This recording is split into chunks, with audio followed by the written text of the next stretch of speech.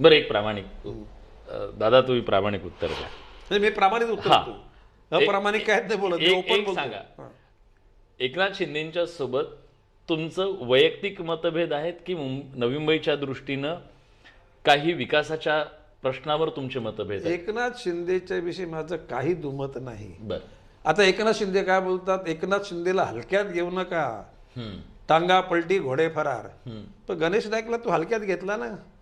तुझ्या अगोदर गणेश नाईक 3 वेळा या जिल्ह्याचा पालकमंत्री असताना तुझ्या सुपुत्राच्या कल्याण लोकसभा मतदारसंघातला एक विधानसभा मतदारसंघ कल्याण ग्रामीण, त्याच्यातली 14 गावं घेताना ती जी गावं घ्यावी हा प्रश्न मीच मांडला होता. बरं. परंतु कंडिशनल होता. हम्म.